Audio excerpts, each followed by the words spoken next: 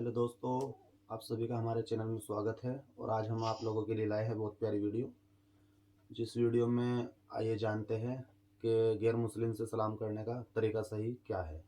और आइए देखते हैं इसमें जाकिर नायक क्या कहते हैं, कितने प्यार रूप से वो समझाते हैं। तो देर न करते हुए चलते हैं वीडियो की ओर। मेरा नाम डॉक्टर श्वेता है और मैं कटिहार से बिलोंग करती हूँ। और मैं जाकिर साहब से पूछना चाहूँगी कि मैंने 10 साल से पीस टीवी देख रही हूँ और मुझे खुशी है कि आज मैं उनसे रूबरू हो रही हूँ। और सबसे पहला सवाल ये है कि ऊपर वाला जब सबको, चाहे वो हिंदू हो, मुस्लिम हो, सिख हो, ईसाई हो, सबको बनाया, तो फिर सबसे ज़्यादा मुस्लिमों को क्यों हिकारत की निगाह से अदर्स रिलीजन्स वाले देखते हैं? रीजन क्या है? दूसरा सवाल ये है कि ऊपर वाला एक है, ये सभी जानते हैं, हिंदू मुस्लिम जो भी धर्म से बिलोंग करते हैं, लेकिन फिर भी वो क्यों मतलब ये नहीं समझ पाते कि ऊपर वाला एक है या ईश्वर एक है या गॉड एक है? क्यों कन्फ्यूजन में वो अपनी ज़िंदगी बिताते रह जाते हैं? बहन के दो सवाल है। सवाल के पहले उन्होंने कहा कि वो पीस टीवी 2006 से देख रहे हैं और टेलीविजन पे मुझे और कई सालों पहले से देख रहे हैं। उनका सवाल है कि बाकी लोग मुसलमान को ऐसी गलत नज़र से क्यों देखते हैं, ये पहला सवाल। और दूसरा सवाल कि सब मज़हब वाले जब जानते खुदा एक है तो एक खुदा में क्यों नहीं मानते। इनके दो सवाल है। बहन, पहला सवाल जो आपका था कि लोग मुसलमान को गलत नज़र से क्यों देखते हैं, इसकी मेन वजह है, जैसे मैंने पहले कहा, वो है मीडिया। आज मीडिया, जैसे मैंने कहा, सबसे ताकतवर टूल है, सबसे ताकतवर हथियार है। मीडिया आज एक हीरो को विलन बना सकता है, विलन को हीरो बना सकता है, दिन को रात, रात को दिन। तो ये मीडिया का खेल है, बहुत आसान है। जैसे मैंने कहा ना यूके में क्या हुआ, तो उसी तरीके से आज पहले जो था अमेरिका को डर था रशिया से, अभी रशिया चली गई। अभी खौफ है इस्लाम से कि अमन फैलेगा तो जो गलत काम कर रहे हैं वो मुमकिन ही नहीं। अगर अमन सब जगह फैलेगा, कुछ लोग नहीं चाहते अमन फैले, क्योंकि अमन जब फैलेगा तो उनके धंधे में नुकसान होगा। क्योंकि कुछ लोग के धंधे जब ही चलते हैं जब अमन नहीं है। फायदा होता है ना, झगड़ा बिगड़ा हो तो उनका फायदा होता है। तो हर इंसान नहीं चाहता है अमन हो। बात करेंगे अमन की, वॉर फॉर पीस, एक्चुअली कर रहे वॉर ऑन पीस। हम जंग लड़ रहे अमन के लिए, वो अमन के लिए नहीं जंग लड़ रहे, अमन को खत्म करने के लिए जंग लड़ रहे। Not war for peace, war on peace. अमन को कायम करने के लिए जंग नहीं लड़ रहे, अमन को खत्म करने के लिए जंग लड़ रहे। तो ये मीडिया है बहन, मीडिया इतना पावरफुल है। इसीलिए मैं कहता हूं मुसलमान मीडिया में पीछे है। हमको मीडिया के जरिए सही पैगाम पहुंचाना चाहिए। बहन, आप देख रहे पीस टीवी 6 साल से पहले, उसके पहले आपने दिगर चैनल पे मुझे देखा। मैं पूछना चाहता हूं आपसे, आपको कैसा लगता है इस्लाम का मजहब पीस टीवी देखने के बाद? आपके क्या ख्यालात है इस्लाम के बारे में? मैं बचपन से ही एक चीज़ के खिलाफ रही हूँ कि मूर्ति पूजा, जो कि हमें कभी भी पसंद नहीं पड़ा। जो ऊपर वाला हमें बनाया, तो हम जिसको बना के पूछते हैं उसमें शक्ति कैसे हो सकती है? फर्स्ट। दूसरा सवाल कि आप जब ऊपर वाला हम पूरे दुनिया को कंट्रोल कर रहा है, तो एक मूर्ति कैसे किसी इंसान को कंट्रोल कर सकता है? तीसरा है होता है कि आप अगर आप में विश्वास है, आस्था है, आप कहीं भी रहें, ऊपर वाले को याद कीजिए, आप ऊपर वाले आपकी दुआ जरूर सुनेंगे। ये मेरे बचपन से ही ये मेरे दिल में है। और जैसे जैसे मैं बड़ी होते गई, मेरे मन में और भी ऐसे सवाल आते गए और मैं खुद ब खुद उसका सॉल्यूशन ढूंढते रह गई। और आज जाके जब मैं आपके पीस टीवी से जुड़ी, तो मुझे और भी मेरा जितने भी कन्फ्यूजन्स थे वो दूर होते गए और आगे कोशिश होगा और भी दूर होते चले जाएंगे। आपको कैसा लगता है इस्लाम मजहब? मुझे बहुत पसंद है। आपको गलतफहमी दूर हो गई आपकी ना, जो मीडिया फैला रही है? हाँ, ये मुझे हमेशा रहता था कि इस्लाम धर्म बहुत अच्छा है, क्योंकि उसमें ना तो मूर्ति पूजा है ना भी कुछ है, सिर्फ ऊपर वाला है जो एक है, जो पूरे दुनिया को कंट्रोल करके रखा हुआ है, जिसके बिना एक पत्ता भी नहीं हिल सकता। तो फिर जो है हम जो है उसे क्यों नहीं माने, जो दूसरे को माने। आप तो कुरान की आयत का तर्जुमा कर रही, माशाअल्लाह। अल्लाह के मर्जी के बिना तो पत्ता भी नहीं हिल सकता है। बहन, जो आपका दूसरा सवाल था कि जब गैर मुसलमान ये जानते हैं कि खुदा है कि तो मानते क्यों नहीं? हाँ, ये सवाल था कि मानते क्यों नहीं है वो, कि एक ही शक्ति है, चाहे वो गॉड हो, क्रिश्चियन बोलते हैं, हिंदू बोलते हैं ईश्वर एक है, मुस्लिम बोलते हैं अल्लाह एक है, और गुरुद्वारा बोलते हैं कि वाहे गुरु एक। तो जब सभी बोलते हैं तो मानते क्यों नहीं कि ईश्वर एक ही आपका है? बहुत अच्छा सवाल है कि अगर जानते हैं तो मानते क्यों नहीं। इसके मेन जिम्मेदार है धर्म के अधिकारी, धर्म अधिकारी। धर्म अधिकारी नहीं चाहते कि सब लोग इसको माने, जाने ठीक है, लेकिन मानने लगेंगे तो उनकी दुकान बंद हो जाएंगी। लेकिन यहाँ पे दुकान बंद वाले, और हर धर्म में कुछ लोग हैं जो नहीं चाहते कि सब धर्म मानने वाले अपनी किताब के करीब आए, नहीं तो उनकी दुकान बंद हो जाए। हर धर्म में ऐसे लोग हैं, नहीं तो उनकी दुकान बंद हो जाएंगी। तो इसीलिए मेरी सबसे ज्यादा कोशिश रहती है कि लोगों को अपने धर्म की किताब के करीब ले जाए सबसे पहला। तो मैं कहता हूं मुसलमान और गैर मुसलमान को अपनी धार्मिक किताब पढ़ो, उन पे तहकीक करो, जो यकसान है तो उसके ऊपर जाओ पहला। तो इसीलिए जितने धर्म अधिकारी है, धर्म के आम पब्लिक तो मेरे फेवर में, देखो आम पब्लिक, अवाम, चाहे मुसलमान की हो, हिंदू की हो, ईसाई की हो, साथ में है। लेकिन ये धर्म अधिकारी जो अक्सर है वो नहीं चाहते कि सब लोग एक हो जाएंगे तो दुकान बंद हो जाएंगी। तो ये लेकिन मेन सर, प्रॉब्लम है धर्म अधिकारी का। इसीलिए अगर सर्व धर्म के मानने वाले अपनी किताब का तर्जुमा पढ़े, सही मानी से उस पे अमल करे, तो सब लोग एक ईश्वर के पास आएंगे और एक ईश्वर को मानेंगे और उसके अलावा किसी की इबादत नहीं करेंगे।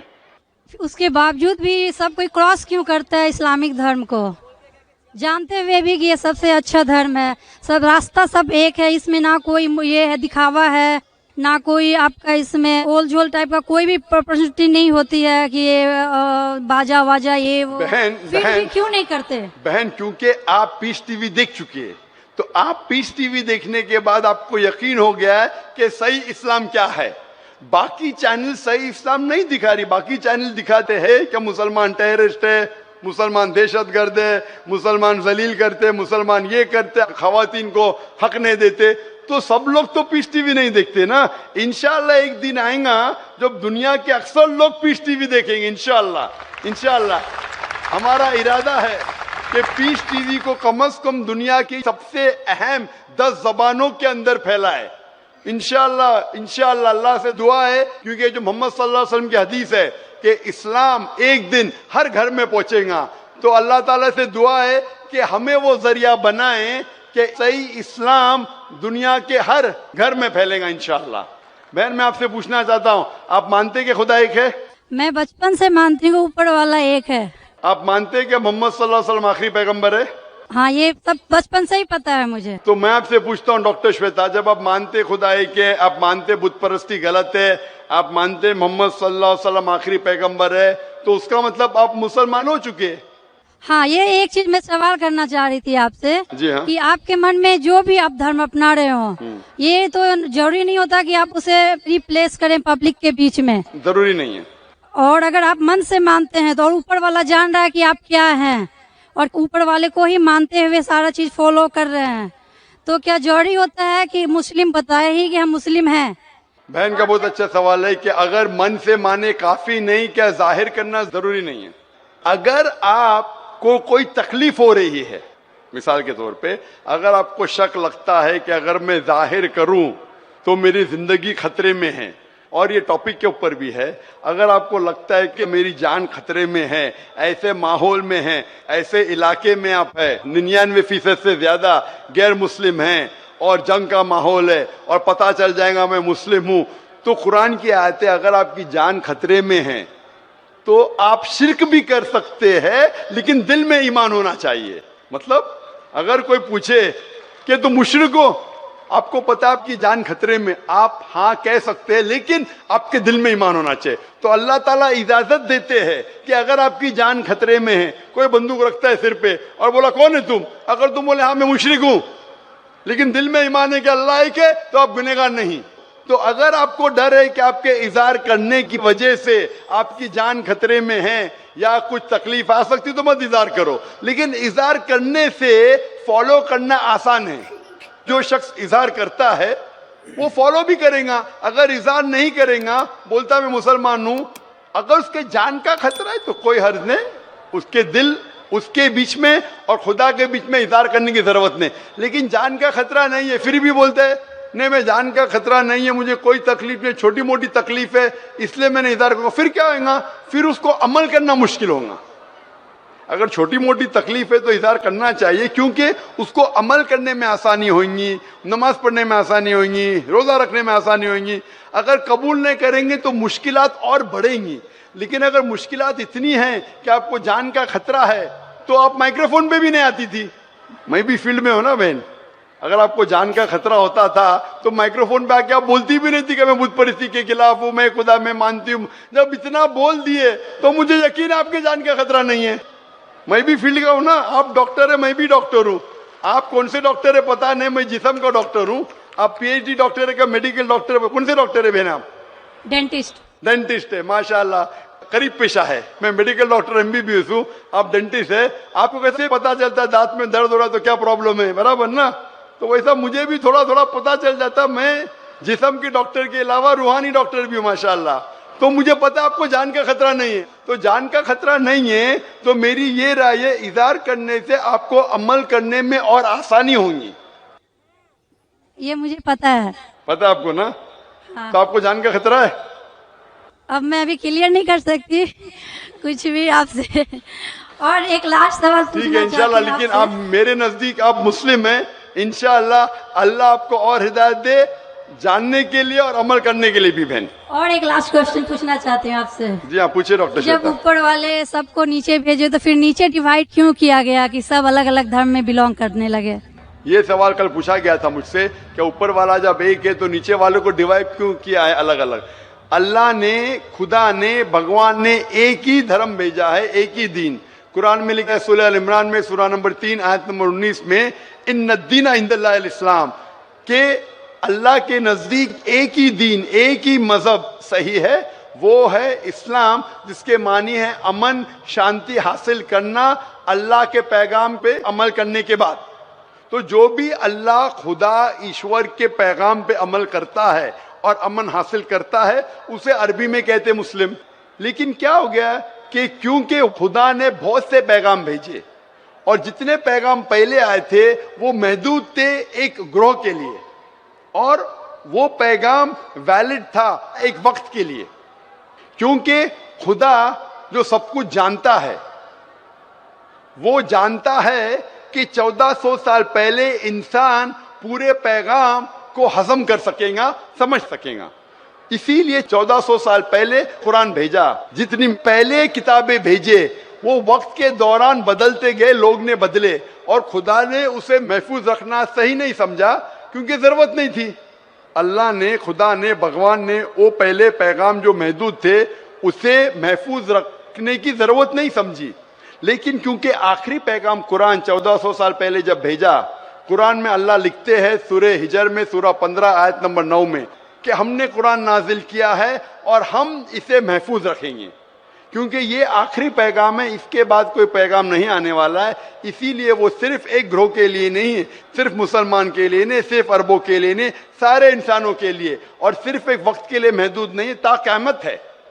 क्योंकि इसके बाद कोई पैगाम नहीं आने वाला, ये पैगाम को कोई बदल सकता ही नहीं। इसीलिए जितने पुराने पैगाम हैं, बदलने के बावजूद उनमें जो मेन बात है, जो असल बात है तौहीद की, कि खुदा एक है, उसके अलावा कोई माबूद नहीं, और बुत परस्ती नहीं करना चाहिए, मूर्ति पूजा नहीं करना चाहिए, सारे मजहब की किताबों में मौजूद है। वो अलग बात है कि धर्म अधिकारी इनको आम नहीं करते अपने लोगों के सामने, इसलिए लोग को गलत फहमी है कि जाकिर सिर्फ अपनी मजहब की बात कर रहा है। अरे मैं उनकी मजहब की बात भी कर रहा हूं। तो लोग जब तहकीक करने लगते हैं तो पता लगता है कि ये तो सही बात कर रहा है। तो एक चीज अल्लाह ने किया है, अल्हम्दुलिल्लाह, भगवान ने, ईश्वर ने, कि ये मेन पैगाम तौहीद का महफूज रखा है, और इसमें यह भी महफूज रखा है कि आखिरी पैगंबर आने वाले मोहम्मद सल्लल्लाहु अलैहि वसल्लम है। Hope that answers the question sister. हम हिंदू है, हमारा नाम निवारण सरकार, रायगंज घर।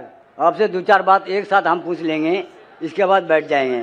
पहला बात यह है हमारा, जो हम हिंदू होकर के मुसलमान भाइयों से क्या बोल के मिलेंगे?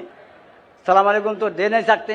हाँ भाई साहब का अच्छा सवाल है, आखिरी सवाल है, अच्छा सवाल है कि हम मुसलमान भाइयों से क्या बोल के मिलेंगे?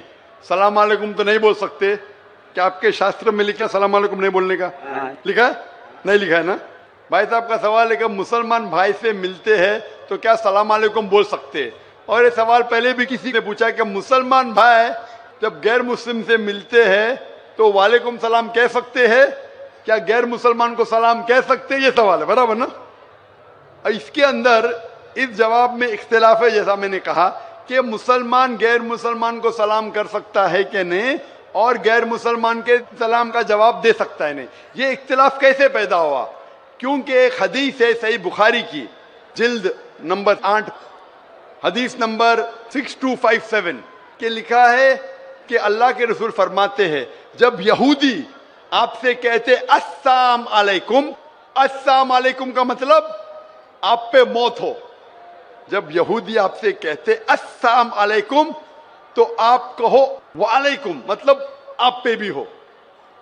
तो ये हदीस साफ है कि अगर यहूदी आपसे कहते हैं आप पे मौत हो, अस्सलाम अलैकुम, वो ट्विस्ट करते थे, मरोड़ते थे, अस्सलाम अलैकुम मतलब अस्सलाम अलैकुम, तो आप जवाब दो वालेकुम, आप पे भी।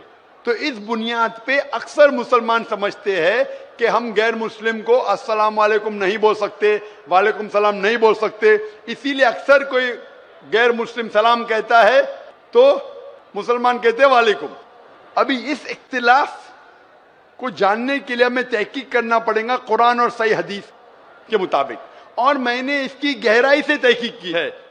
कुरान के मुताबिक तफसीर के कुर्तुबी पढ़ा, तबरी पढ़ा, इब्न कसीर पढ़ा, कई हदीस पढ़ा, और जो मेरी तहकीक का मैं निचोड़ आपको देता हूं। इख्तिलाफ क्यों कह दिया मैं?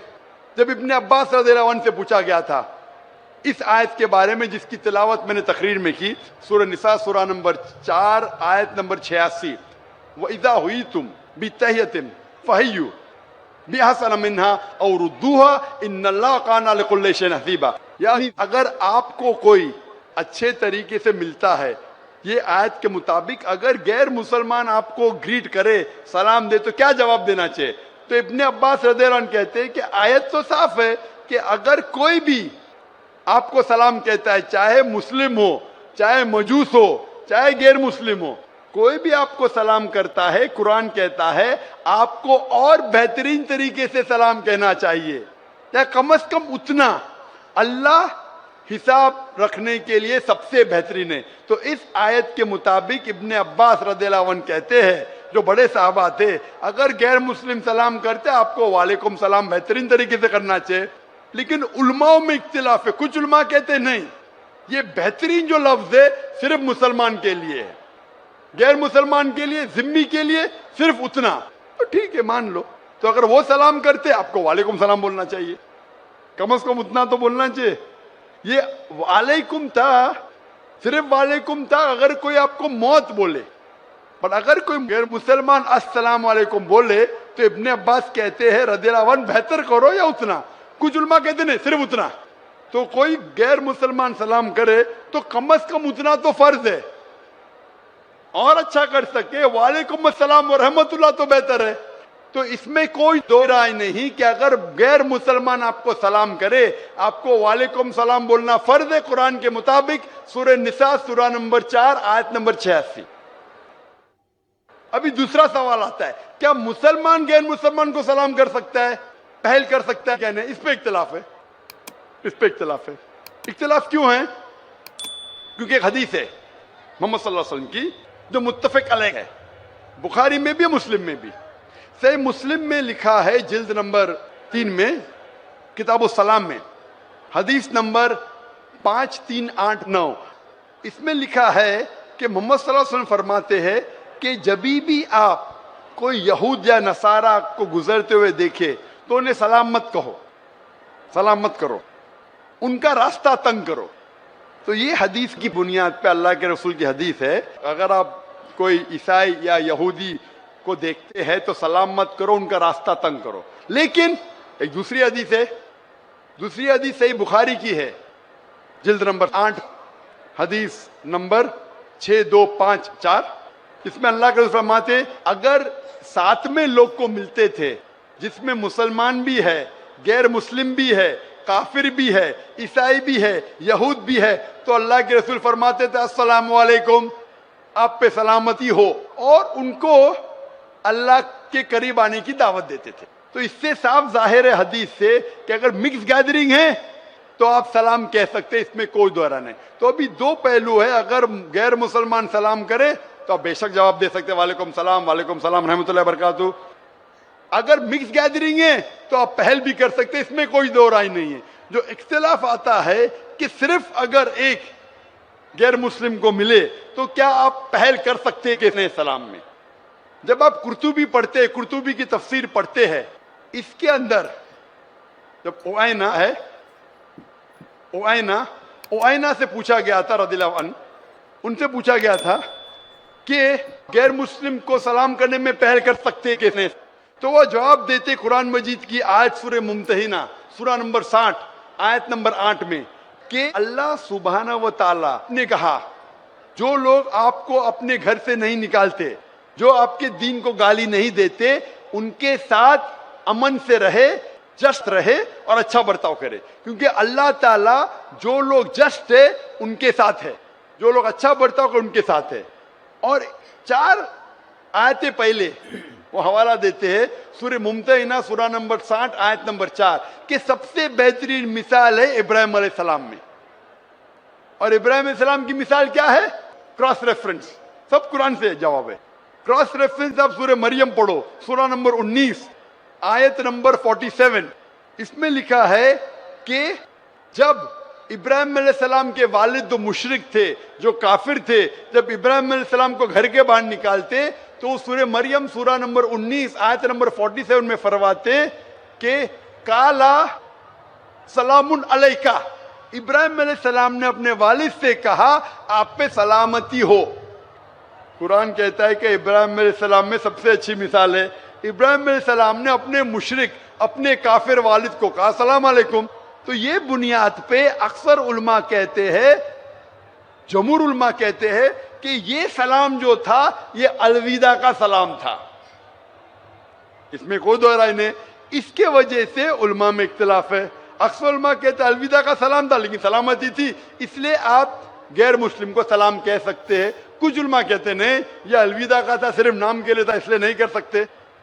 और तहकीक करेंगे तो पता लग जाए कि सूरह फुरकान में सूरा नंबर 25 आयत नंबर 63 में लिखा है कि मोमिन वो है जो दुनिया धरती पे आजिज़ी के साथ चलते हैं, दे वॉक विद ह्यूमिलिटी, और जब भी जाहिल लोग से मिलते हैं तो कहते हैं कालू सलामा, सलाम अलैकुम। ये कुरान की आयत है। मोमिन वो है जो आजिज़ी ह्यूमिलिटी से धरती पे चलते हैं और जब जाहिल से मिलते हैं कहते हैं कालू सलामा, आप पे सलामती हो। और पढ़ो कुरान मजीद सूरह कसस की आयत है सूरा नंबर 28 आयत नंबर 55, इसमें लिखा है कि जब भी कोई गैर मुस्लिम काफिर अगर इस्लाम के खिलाफ बात कर रहा है, बेहरमती कर रहा है, तो आप कहो आप पे आपके अमाल, मेरे पे मेरे अमाल, आप पे सलामुन अलैकुम। वो जाहिल जो इस्लाम को गाली दे रहा है, कुरान कह रहा है सूरह कसस में सूरा नंबर 28 आयत नंबर 55, उसमें कहता है कि आपके अमाल आप पे, मेरे अमाल मेरे पे, सलामुन अलैकुम, आप पे सलाम हो। तो इसीलिए सलफ के नजदीक अक्सर मानते हैं कि आप सलाम गैर मुस्लिम को कर सकते हैं, उनका जवाब भी दे सकते हैं। फिर भी कुछ सलफ उलमा है जो आज भी कहते हैं कि आप गैर मुस्लिम को सलाम नहीं कर सकते, लेकिन अक्सर कहते आप सलाम कर सकते क्योंकि दलील है कुरान और सही हदीस से। तो जब भी सलफ उलमा में इख्तिलाफ होता है तो मैं भी तहकीक करता हूँ, उनकी दलील देखता हूँ कुरान और सही हदीस से, फिर उलमा की तरफ जाता हूँ, उस आलिम की साइड लेता हूँ जो मुझे लगता है कुरान और हदीस के और करीब है। इसीलिए पूछा गया था इब्ने मसूद रज़ियल्लाहु अन्हु जो इतने बड़े साहबा थे, वो मुसलमान को भी गैर मुसलमान को भी सलाम करते थे। तो एक शख्स ने पूछा इब्ने मसूद रज़ियल्लाहु अन्हु, गैर मुस्लिम को सलाम करना तो गलत है, आप क्यों करते? ये उनका हक है, इब्ने मसूद ने कहा। और अबू उसामा रज़ियल्लाहु अन्हु उनसे पूछा गया था कि आप गैर मुस्लिम को सलाम क्यों करते हो? जब भी जाते थे मुसलमान को भी सलाम करते थे, गैर मुस्लिम को भी करते थे, क्यों करते? तो उन्होंने कहा कि हम मुसलमान का फर्ज है कि हम रहमत फैलाए, इसीलिए मैं गैर मुसलमान को सलाम करता हूं। और मेरे जवाब के आखिरी में मैं कहना चाहता हूं कि सूरह अंबिया की आयत, सूरा नंबर 21 आयत नंबर 107 में अल्लाह ताला फरमाते हैं, वमा अरसलनाका इल्ला रहमतल लिल आलमीन, कि हमने मोहम्मद सल्लल्लाहु अलैहि वसल्लम को सारे जहां में भेजा है रहमत फैलाने के लिए, सारी इंसानियत के लिए, चाहे मुस्लिम हो, चाहे काफिर हो, चाहे मुशरिक हो, सारे आलमों के लिए। तो हम मुसलमान भी सारी दुनिया में अमन रहमत फैलाते हैं और दुआ करते अल्लाह सुब्हानहू व तआला से कि हमारी जिद्दोजहद को कबूल फरमाए। और इंशाअल्लाह इस सेशन को मैं ख़त्म करता हूं और मैं किशनगंज नागरिक से, जो इतनी बड़ी तादाद में माशाअल्लाह यहाँ जमा हुए और जो बाकी नज़दीक इलाके से आए, मैं आपका शुक्रगुजार हूँ। आपका ये तोहफा, आपका ये 3 दिन का तोहफा कि इतने बड़े मजमे में, इतनी बड़ी तादाद में आप मुझे सुनना है, मैं आपका शुक्रगुजार हूँ। मेरी दरख्वास्त है कि सुनने के बाद जो भी कुछ आपने सुना, इंशाअल्लाह इस बात को अपनी जिंदगी में अमल लाओ, अपनी जिंदगी में इसका अमल करो तो मुझे और खुशी होगी। और इंशाअल्लाह अल्लाह चाहा तो जल्द मैं वापस आऊंगा। व आखिर दावाना अल्हम्दुलिल्लाह रब्बिल आलमीन। जज़ाकल्लाहु खैरन।